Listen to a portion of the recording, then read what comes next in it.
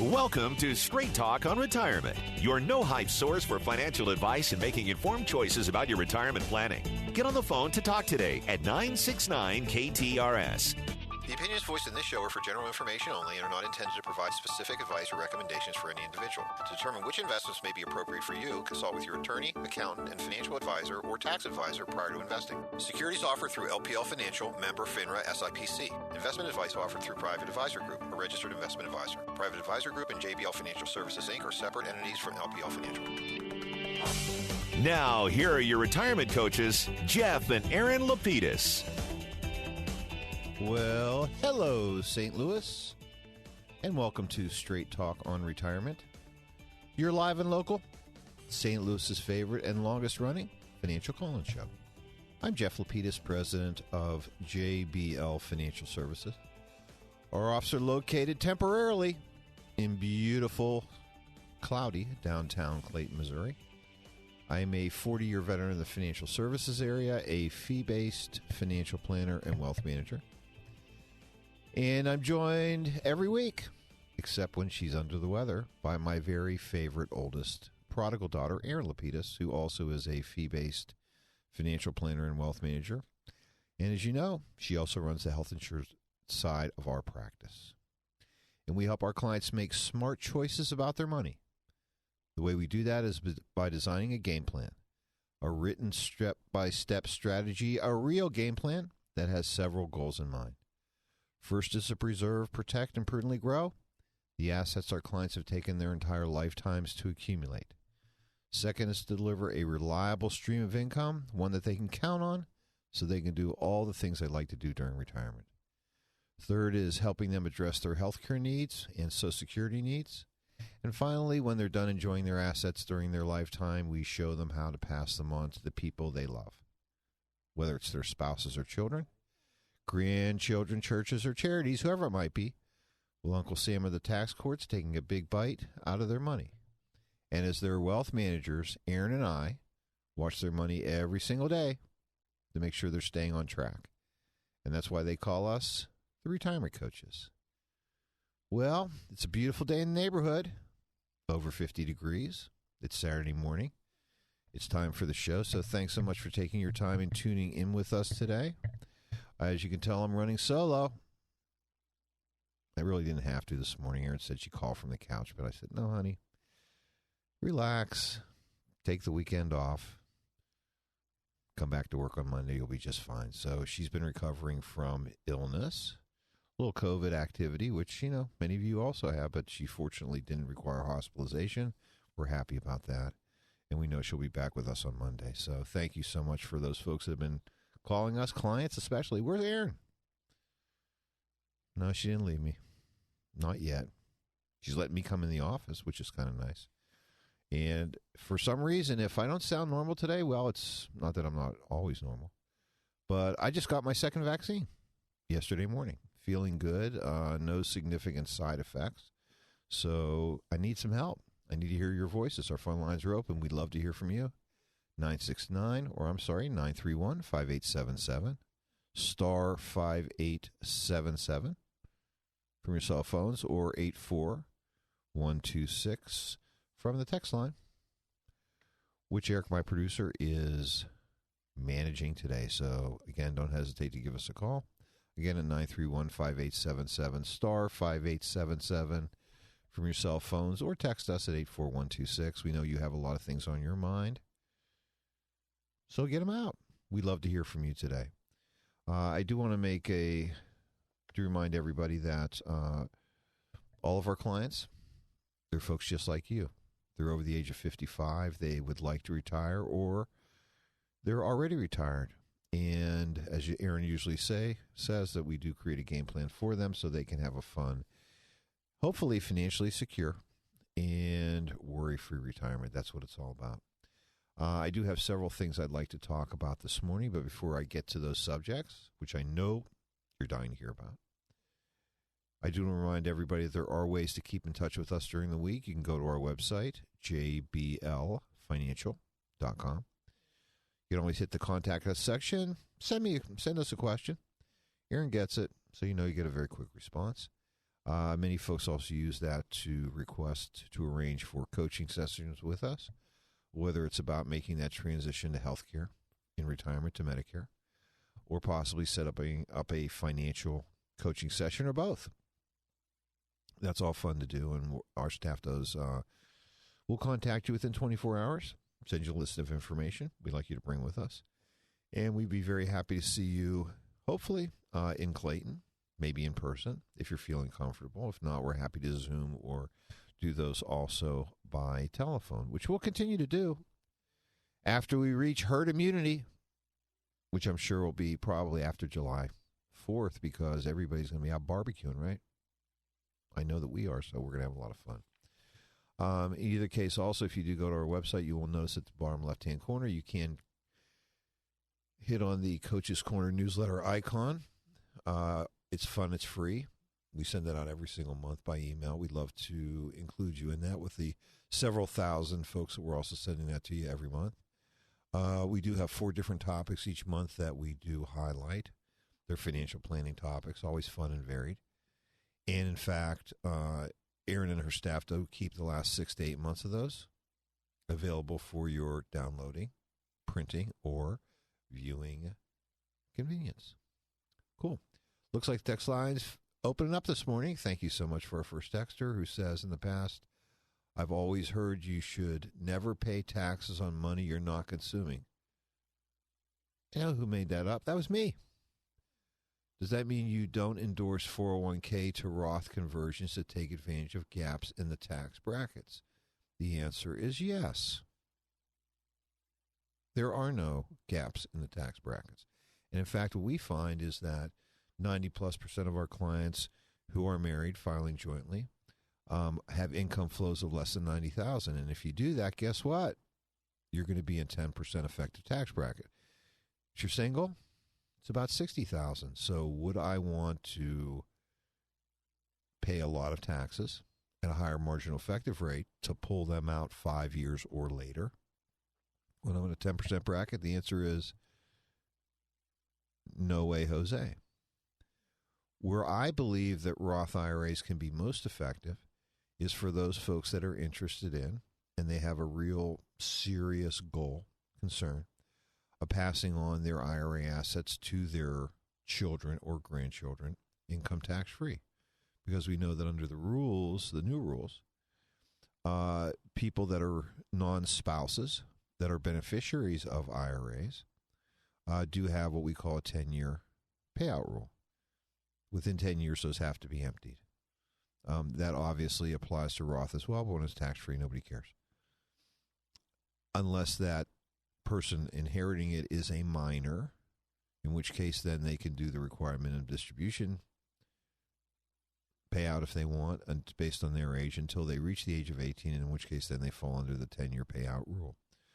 So if you want to pass on assets tax-free to your children and or grandchildren, a Roth conversion might be for you. I would also tell you, though, that if you're in reasonably good health, in many cases, a life insurance policy, which is used to fund the taxes due on that IRA when those are distributed, in many cases can be much more cost efficient and cost effective than doing a conversion. And those are numbers that we talk about, we work with, and we're assisting clients with every single day. So thank you so much to our first texter of the day.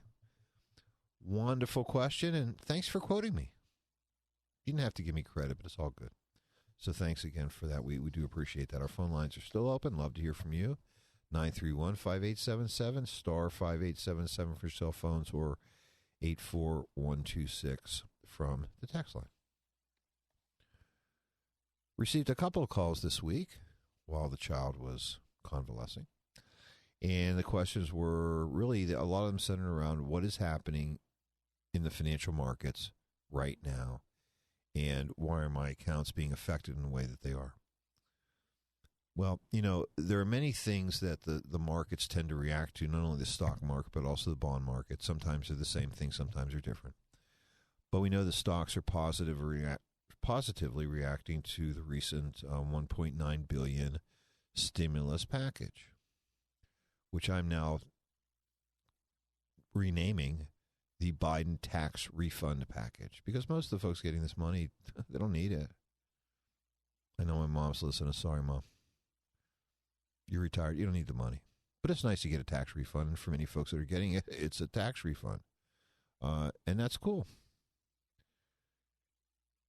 In the last 6 weeks, we've also seen in the markets, that is, a rotation from technology stocks to those of what we would call them as energy and financials, value stocks. Question is, will this continue? And there's always been a debate about the great rotation that happens. Things go out of favor, things come in favor. It's been about 6 weeks for these, so people feel the great rotation is happening. Will it continue?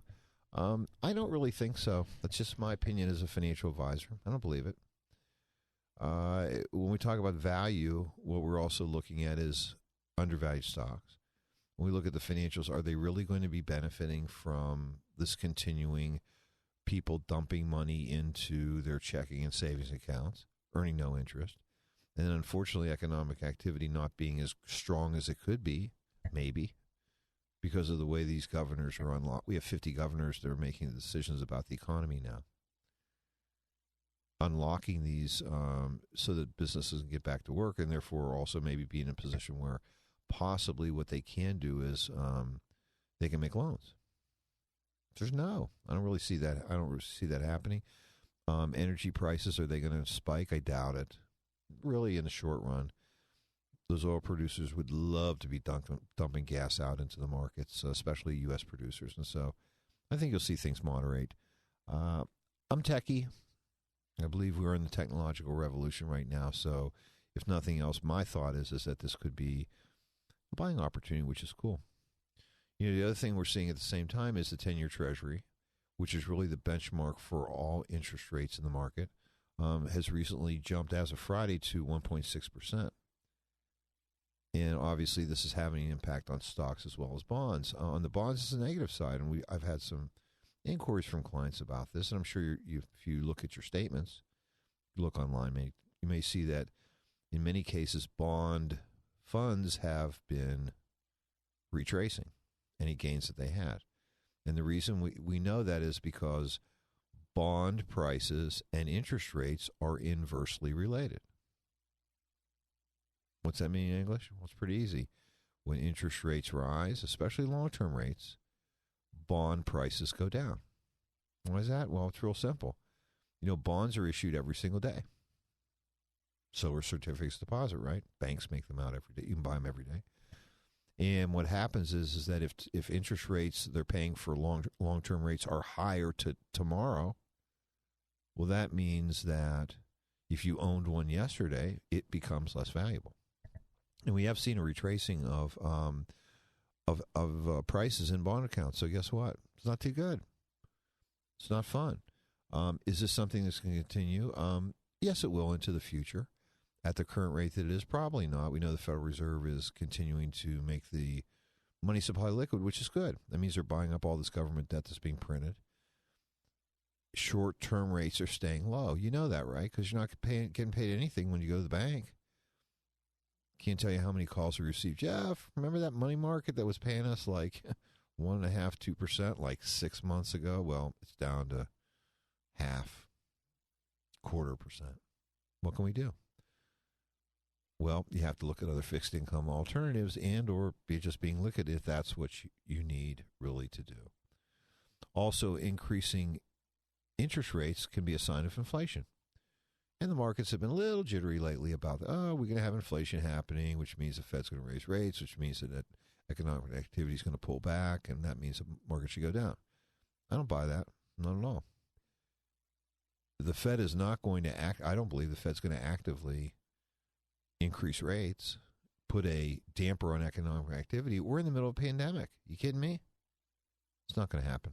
So certainly not on purpose. So that's something to do. So the real question becomes, we have all these things going on today, as we do, frankly, every day, which is important to remember. And so what do we do? What should I be doing with my portfolio today? Well, I'll tell you what we're doing. We're checking our clients' asset allocations. Now, we rebalance our client accounts every 6 months at the end of June. It's my birthday. And the end of December, it's easy for me to remember. That's Jesus' birthday, right? So we call it Jeff and Jesus, right? That's when we rebalance the portfolios every 6 months, which is good. So we've already captured gains from last year. If you haven't done that, maybe you want to look at your portfolio and say, hey, is my balance correct? You know, you've done a risk tolerance questionnaire, I'm sure, with somebody, or you can do that. Figuring out what your optimal mix should be between stocks, bonds, and cash, your asset allocation, as it's typically called. Is it time to rebalance your portfolio? Take some money from those winners, feed the losers, get back in sync? And the answer is, yeah, as always is. You ought to do it at least once a year. We like to do it once every 6 months. The second thing I would suggest is, if you don't have a financial advisor, if you do, you ought to just get on the phone and say, hey, we get together, talk about this. Is my mix really right? What are your guys seeing about this? What do you think about this? So if not, you take a look at each mix, which is your mix of stocks as well as your mix of bonds. In stocks, you really have to think of growth versus value. It's an important thing to consider. Is my balance the way I want it to be? And how about domestic, U.S. stocks versus international versus emerging markets? That would be something to consider. Also, when it comes to bonds, and this is something that Aaron and I have been measuring and tinkering with for a long time, which is if long-term rates are going up, we know that longer-term bonds are the most affected. And if that happens, guess what? That's where you're seeing decline in market values. So maybe you should be looking at reducing the maturities. So buying bonds that are 30-year bonds, maybe you're looking at 10-year bonds or 5-year or even short-term bonds. Or having a mix of those. High credit quality versus high yield versus cash. These are all things that your investment advisor should be considering. They should be talking to you. They should be looking at this for you. So it's great. It's a great time to have a portfolio review. So go do it. If you don't have an advisor, if you feel like, hey, it's time to start that relationship, if you are within 5 years of retirement, you're already retired, you've been listening to us long ago, say, hey, I want to call Aaron. Younger, smarter, bigger brain. Give us a call. We'd love to hear from you, 314-863-0008. Or send us an email. Go to our website, contact us section. We'd be happy to contact you. But go see your advisor if you have one. Go visit with them. Find out what's in their brain and see whether you feel like it makes sense for you, which is always good. And frankly, it's never bad to get a second opinion, okay? So please do that. Don't sit on your hands. Go out and do your thing. In that vein, what I wanted to do was, I have a lot of stories to tell this morning, but I would love to hear from you. Again, our phone lines are open, 931-5877, star 5877 from your cell phones, or 84126 on the text line. But it looks like we do have another one. Text. You're doing a good job out there, Erica. You're pulling them out of the sky. I love that. Can a spouse collect her husband's Social Security benefits? Nope. But you can collect on his record. They are still married to each other, but living in different states. There's a joke in here, but I'm just not going to do it because I'm supposed to spend the rest of the afternoon with my wonderful 40-plus-year-old.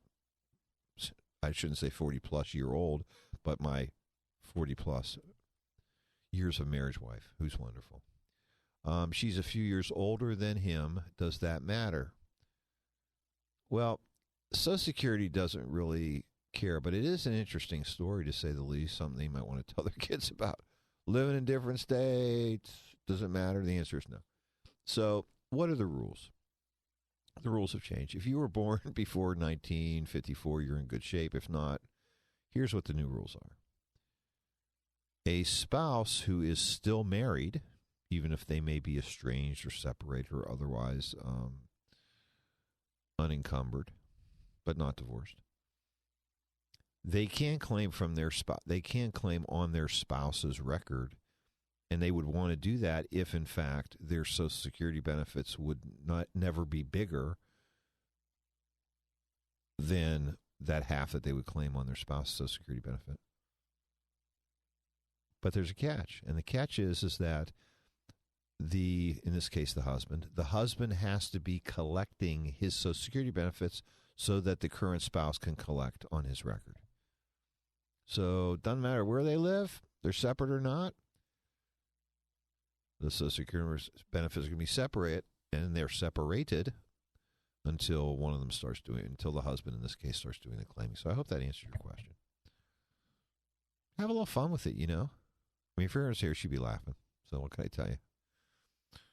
She's good with dad jokes, so it's all good. Again, our phone lines are open, 931-5877, star 5877 from your cell or 84126. We're getting great questions on the text line today. I love these. They're technical. They're what ifs. And it's fun. I'm looking at my board, Tim. If they were to tell these in person over the air, it would be, unfortunately, you don't get the same intonation. So I may have to do that since I'm here alone today, which is kind of fun.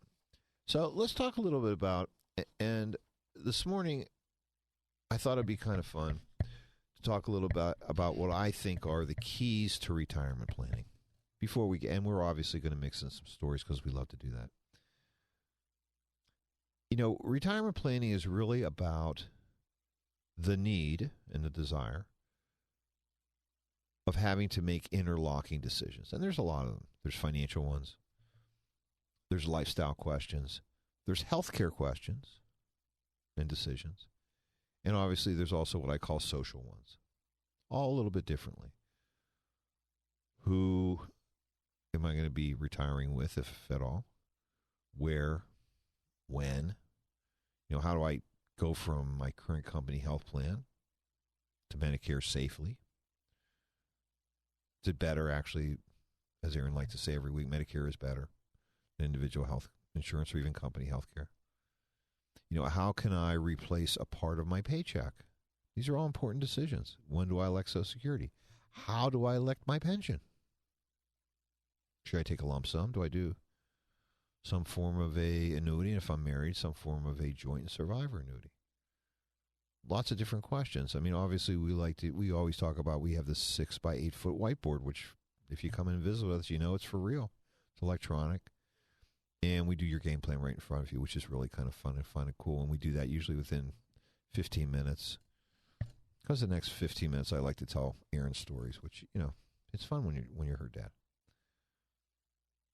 But when it comes to money, the money part of this, I always like to think, and the analogies that I like to use is about faucets and jars. That's what it is. And when we talk about jars, the jars part, I like to go back, and I don't think I've told this story in some time, so I'm certainly going to do this, especially because I'm taking my mom out to dinner tonight. But, I'm a native Pittsburgher, born and bred there. And what's fun is that both of my grandparents lived within, I want to say 2 miles of each other. They didn't know each other, of course, until my folks hooked up. At least that's what the story they're telling.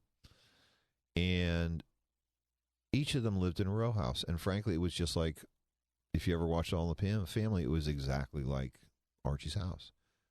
There was one bathroom. It was upstairs. You walked in, and my grandpa's chair was right there.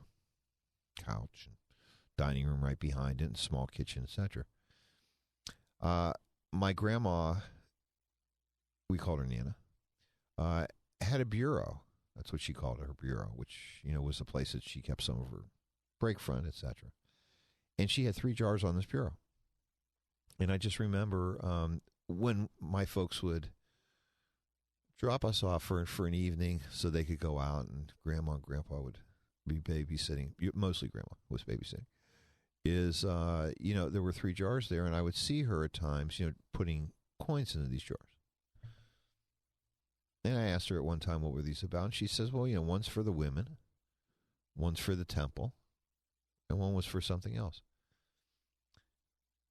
And once I became an adult, I started into the financial planning era. I've always thought to myself how smart Grandma is. She was just so smart. She was a good saver. When those jars became full, she would empty them and then begin the process of refilling them. And, our lives are the same way. Everybody has jars. Could be paying off the mortgage jar. It could be that new kitchen jar. It could be a new car jar, or even a used car if you're smart. It could be saving up for somebody's college. It could be for charitable purposes, maybe for church, temple, whoever it might be, or for other purposes. It could be, maybe something fun like walking around money for a grandchild going to college. But we all have jars. Being a good planner tells us is that we need to plan to fill those jars and also empty them. So we have a system of how we do that. We know that if you do that, what happens is that those jars will be filled. They'll be filled more consistently, comfortably. At the same time, then, if those things are important for you, what you're doing is you're meeting your long-term goals. And that's really what, frankly, planning is all about. And, our experience with clients is we're enablers. We want to enable them to do the things that they want to do. We just know that when it comes to spending money, especially, I don't want to use the word conspicuous, but let's call them extra normal. I have that trip. We talk about with clients a lot. And it's interesting because one of the big things people like to do is they like to do big trips with their children, with their grandchildren. Wouldn't it be cool? And it isn't always going to Disney, even though it seems like they all eventually go to Disney. But these trips are expensive. And a lot of times they're paying for plane fare, or they're paying for hotels, or they're paying for meals, or all of the above. And this type of spending tends to be, in many cases, extraordinary. It isn't recurring every year, but also it isn't something that's usually in their normal budget. So all we say is great as planners, there's a jar. When do we want it filled? How can we figure out how to fill this so that you can then truly, as I like to say, guilt-free spend? The money's there. We passed it to you. It's great. Do we change the label on the jar? Do we bring that jar back every couple of years? Whatever it would be. Whatever your goals are, let's get in tune with those. And let's fill those jars. And that's what's really important to do, because we know that once we create a system to do that, people can confidently spend. And they do it guilt-free, and we really love to do that. When we look at money and we look at assets, at least Aaron and I, as your coaches and investment advisors, managers, we visualize money in pools, reservoirs, if you want to think about that, just waiting to be turned on. And also at different times, and sometimes at different levels, whether it's retirement accounts or non-retirement accounts, or Roth accounts, or emergency funds, pensions, Social Security, annuities. These are all reservoirs, and for most of the time what we're talking about is faucet management. It isn't always, in many cases, the most tax effective, but frankly, it's the most tax efficient. Do we really want to drain all of our non-retirement assets so we're paying very little taxes today? Where guess what? Run out of that pool. Hello? What if an emergency happens? Well, now I've got to pull money from my retirement plan that costs taxes. Or what if I have a very large expenditure I have to make? Well, guess what? Big old taxes. So being effective is really what we're looking at, as compared to many cases being efficient. But again, that's really up to you. And at the same time, we're then creating a investment program, investing your assets in a way to deliver the results that you need, right? To deliver that income so that we can turn on that faucet from whatever reservoir it would be and to deliver the income that you need. So faucets, jars, pretty simple to think about. Let's talk about a couple of examples of some that we've done today. And we'll call these scenarios today. First scenario is Joe and Sally, our good friends. They're both 61 and they're happily married. Good for you. Smartest thing you can do is be happily married. And I remember Joe telling me, he said, Jeff, I'm married up. And I said, I resemble that remark, so I understand that. Sally has received a substantial inheritance from Uncle Joe, her Uncle Joe. Mary Jo, Uncle Joe. The problem is not being too friendly with her other favorite uncle, which is Uncle Sam, in this situation. Sally's been working full time, but she hasn't been the primary income earner in the family.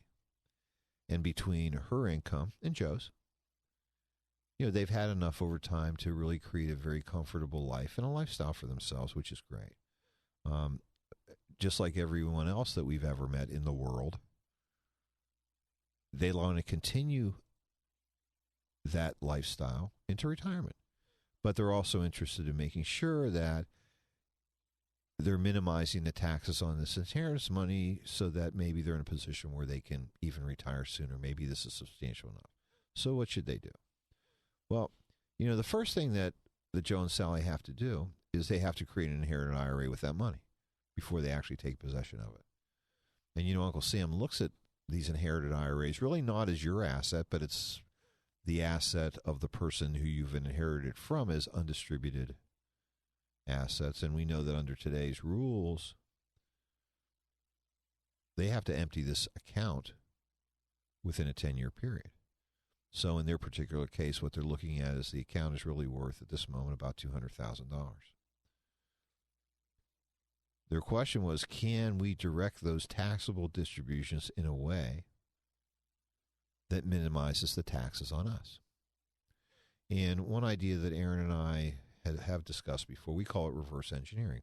So let's talk about how this could work. How do we, because we know we have to take distributions. Now in their particular case, it would, it doesn't make sense to say, hey, let's wait till the end and we'll take out $200,000 plus interest, and here's why. Both Joe and Sally, they participate in 401k plans, so they're smart, they're savers, they have a match with their employer, which is cool. And between them, they're only putting in $20,000 per year. Well, we know they're both over 50, which means in theory they could put aside up to like $48,000 a year, which would be great.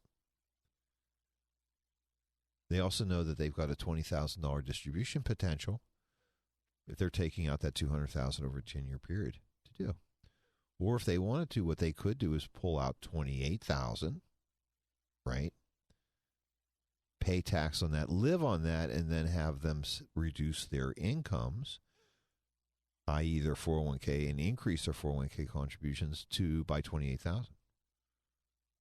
Reduce the income that you're taking home and live off of, part two, live off of that distribution that you get. If they did that, what they'd be able to do is wash out the taxes, right? Less income, less taxable income. They got taxable income from their inherited IRA distribution. Is this a bad thing? Probably not for them, because as they know, the cool part here within their situation is that even though they're taking less income, their Social Security benefits are based on their gross income. So they haven't reduced their potential Social Security benefits any because they reduced their pay, which is fine.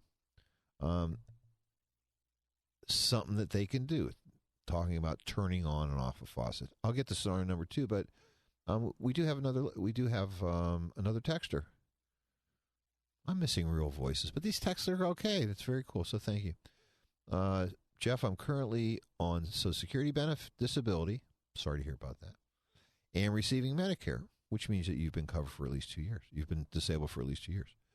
My wife just qualified for her Social Security disability. Sorry to hear that as well. Her onset date was June of 2019. When will she qualify for Medicare? We currently have health insurance under my postal retirement plan. Okay, so,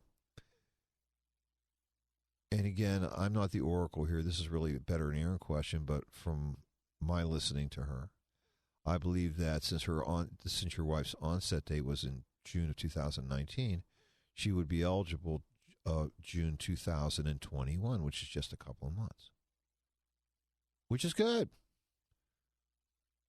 What will happen is when you do become eligible for Medicare, you'll be able to either take out a Medicare supplement or a Medicare Advantage plan.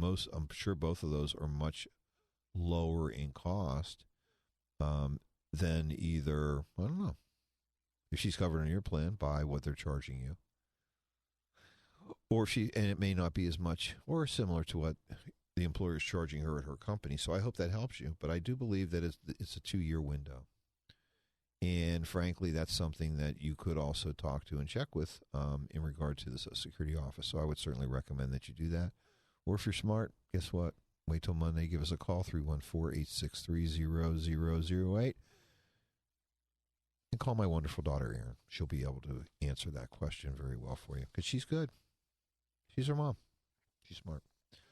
And so while we're waiting for your phone calls and some more text questions at 931-5877, star 5877 for your cell phones or 84126 from the text line. Let's get over to another star or two. And again, this is with our friends Joe and Sally, who recently have inherited money from Sally's Uncle Joe. But what if Sally and Joe are in a recent second marriage? I say that with a lot of enthusiasm. We have a lot of folks that are in second marriages, which is cool. Some have kids together in the second marriage. Some don't. Some are Brady Bunchers. I mean, it's all cool. Joe owned his own business with a 401k. They recently moved. So Sally does not have a full-time job today. She would normally be limited to, what was her obligation? She would be normally limited to $6,500 a year. I'm sorry, now it's $7,000 per year under an IRA. So that would be one way to absorb some of the cost of this requirement of distribution that she has to take based on her inherited IRA. She might want to further limit their tax liability on the remaining $13,500, etc. Joe could, and this is something that we've talked to a lot of Joes about. And usually they say, no way, Jose. And I'm like, there you go, Joe. Joe might consider the possibility of putting salary on his company payroll. That could do a lot of good things for them. She could defer. He could pay her $20,000 per year. Enroll her in the 401k. She could defer almost all of that money into the retirement plan. Now, it doesn't mean that Sally has to be around. She could be a consultant. But if she did that, guess what happened? He puts her on the payroll. That means she'll be able to accrue Social Security benefits as well, which is really not a bad thing.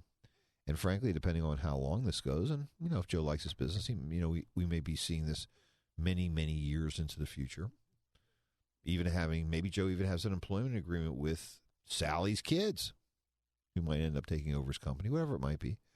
This is something that could really have a long-term benefit. But absorbing that money, pulling the levers, opening the faucets, filling jars. That's really what it's all about. So we do appreciate that. That was a good one. One other variation on this, which is kind of fun, I think you might enjoy this one, is Joe and Sally actually said they'd like to retire. Can you believe that? And of course they went to visit the retirement coaches, right? Who wouldn't? And they're both eligible for Social Security in 1 year when they reach age 62. That's obviously the initial eligibility. And thought that they would start their Social Security early. A lot of folks feel like that. As I say to my friends and clients that are in the trades, everyone I've ever met that's in the trades wants Social Security 62. It's not that they don't trust the Republicans or the Democrats. They don't trust anybody about Social Security. And they're like, I earned it. I want to take that dough. It's all good. So they have approximately $1.2 million of assets today, again, because of the Uncle Joe inheritance. But they have no pensions. What is the right sequence, they've asked, to turn on the faucets? Interesting situation. So this is really almost like a coaching session that if you were sitting in our office. So just kind of imagine this. They've told us that they need about $4,000 a month after taxes to maintain the lifestyle that they have. It's cool. We've asked them to identify any, we will call them capital consumption events, and they've told us at this point they don't have any. So analysis is pretty easy. $4,000 a month. Increase that by 20%. That means that they really need about $4,800 per month. Just a little under $60,000 a year. Obviously, they could take, if they wanted to, and they actually don't have to do it right away, but they might consider this. They might take the inherited IRA and just consume that, right? Take $20,000 per year in cash. Their Social Securities at 62 would actually equal $3,200 a month, or about $38,000 a year. So the fact is, between the two of those, they'd be good to go. They would not require any further income from the balance of their assets. Pretty cool, right? Now, is that the most tax-effective way? Is it the most tax-efficient way? The answer is maybe. But what if one of them, maybe both of them, said, I've heard and read so much, I think we're going to wait till age 66, which in their case happened to be normal retirement age. Their Social Security at that point would rise pretty significantly from about $38,000 a year to about $44,000 a year. If taking that $20,000, and frankly, they could even wait if they wanted to, and then start taking those distributions. Then they'd have to take a lot less. But that makes sense to do. And the answer here, folks, is that there truly aren't any wrong moves. By putting off Social Security from 62, what you're really doing is you're basically saying, I know that 15 years from now, 12 years from now, 14 years from now, is my break even. What I could have taken, like in their case as an example, if I could have taken $2,000 a month and I said I didn't want to do that and I waited for 4 years, $2,000 a month, 12 months, $24,000, I would have foregone $96,000 if I waited till 66 instead of taking it 62. Does that make sense? Well, the answer is yeah if you live 14 years, but what if you don't? Should know. It also doesn't take into account what could we have done with that money, invested it, paid down debt. Maybe. Would that have made a lifestyle better? And the answer is I don't know. Because at the end of the day, it doesn't matter. The truth is, every retirement is unique to the people that are there.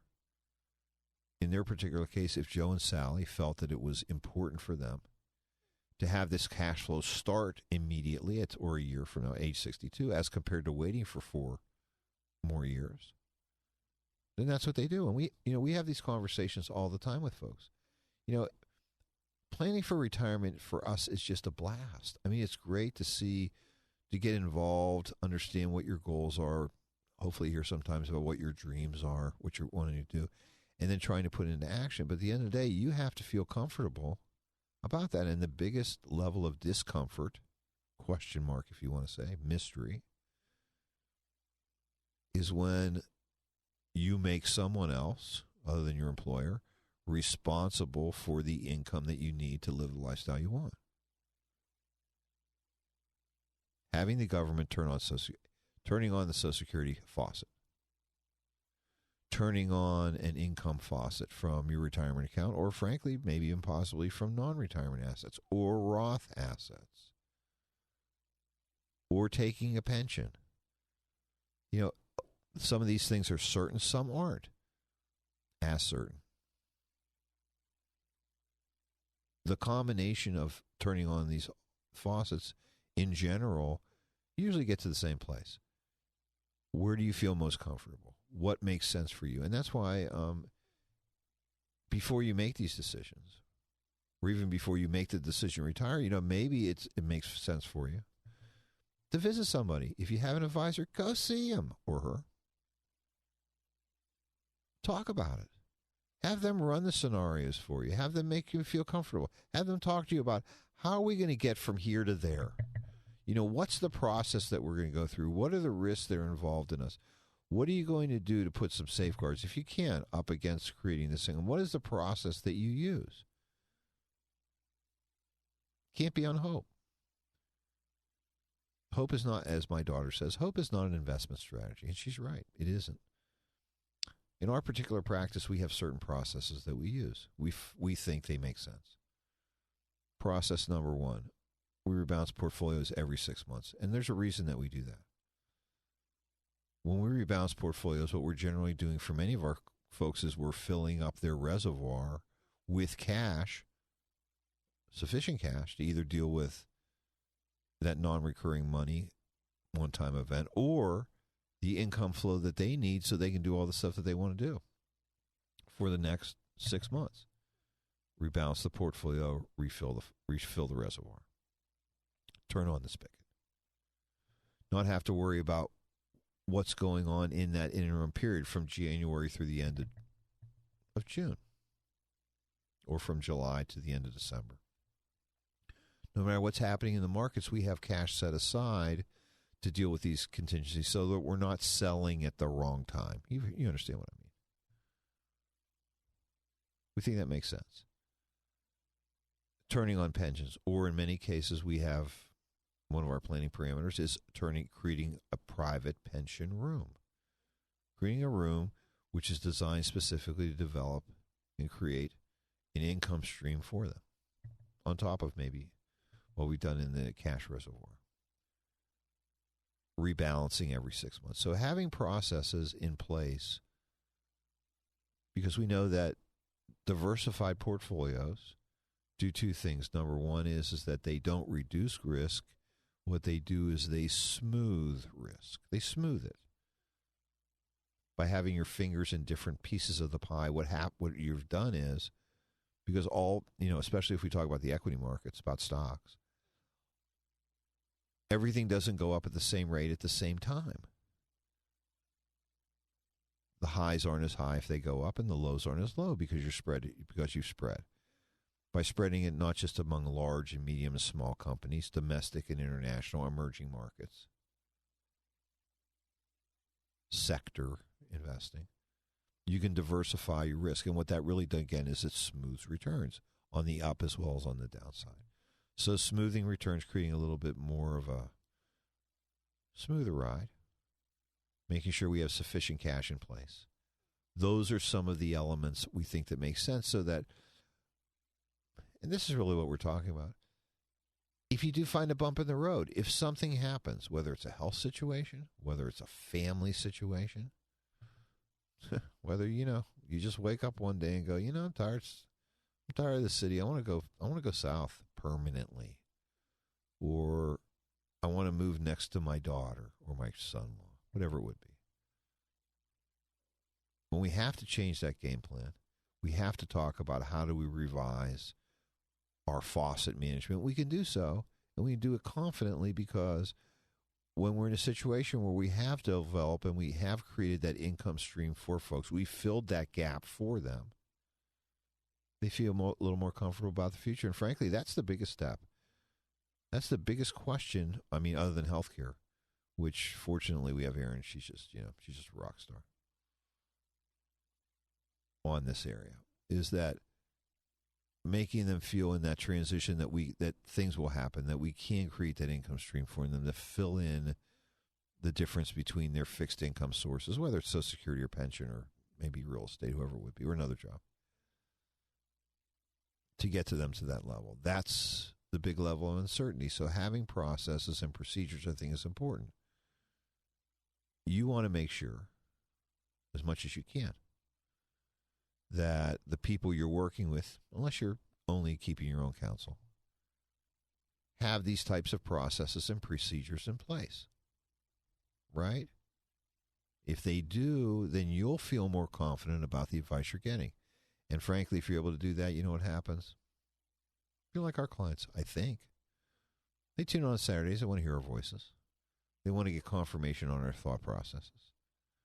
But then they're able to take their time and say, you know what? I'm paying Jeff and Erin. I'm going to go out and do all the stuff that I want to do, and I'm going to make them responsible for the results. And they're going to call me, and we're going to sit down together, physically or by Zoom or by et cetera, at least once every 6 months. We're going to talk about this stuff. but also they're going to do a little dreaming for us. And I think that's the important part, too. Retirement planning today isn't just about my retirement. It's really about, if you have children or grandchildren, about theirs. 40 years ago, as I've said to everyone that we visit with, 40 years ago, my dad and I, when I started into practice, we didn't have discussions about this, about wealth transfer, because nobody had any money. Mom or dad might have had a house, maybe they had a few CDs. They had a stock, it would be fine. I mean, there weren't even IRAs until 1990. If mom or dad was a business owner, cool. They probably did have something if they sold the business, or if they had maybe an extra piece of property. But today, I would say, I don't know what a good phrase, how to put it this way, but the least wealthiest people that we deal with today, they have hundreds of thousands of dollars of assets, and they're wondering, can I retire? It's kind of funny. Their parents probably didn't have 2 nickels. So it's not only can I maintain this cash for me and a cash flow from it where I'm not eating up all this principal, but at the same time, how can I pass these assets on to children, to grandchildren? And as the law continues to change, we believe that our role as your advisor also continues to change. It expands. Because now what we're talking about isn't just vanilla, as I like to call it, me to the kids. Let the kids deal with the grandkids. Well, it doesn't always make sense to do that for a variety of reasons. Everyone, literally almost everyone hearing my voice has a legacy that they can actually create that their parents never dreamed of creating for them. Probably. Shouldn't you be thinking about that? Shouldn't you be taking advantage of that? Shouldn't your advisor be helping you with that? And the answer to that is yeah, they should be. Because I'll tell you what, we're making all of our clients face this and think about it. Now, they're not all making decisions right away. We don't want them to. But we need to plant the seed so that over the next, hopefully 12, 24, 36 months, they're dreaming about the future. They're maybe thinking about being in a situation where they can actually pass their wealth intergenerationally to other people. Maybe they're securing somebody's retirement. Maybe they're helping through these assets, especially through IRAs if people inherit them. Maybe they now have money to pay for that private school that they couldn't have, or maybe even go to the Ivy League school that they wanted to, or have better vacations or better camp. Whatever it would be. Better, better, better. Because you know what? Life becomes a lot more expensive, it seems, these days. Not doing the planning is not an excuse. It's just not an excuse anymore, especially if you're working with somebody who wants to help you and can help you. And that's what your advisor should be doing. So hopefully they are. And if you find yourself in a situation where it's not unusual, I've outgrown my advisor. He or she was good for helping me accumulate money, but they really don't know how, or they're not even having these conversations with me. You know what to do? It's easy. Pick up the phone, give us a call, 314-863-0008, or send us an email. Jeff@jblfinancial.com, or Aaron at JBL, the more popular one, Aaron at jblfinancial.com, or go to our website, jblfinancial.com. Click on the contact us section. We would love to send this information to you. Let us know. Our staff they'll call you within 24 hours, trust me. We have free parking. And actually, in our new place, we have bigger parking. We have private parking lot. Woohoo! Big old spaces.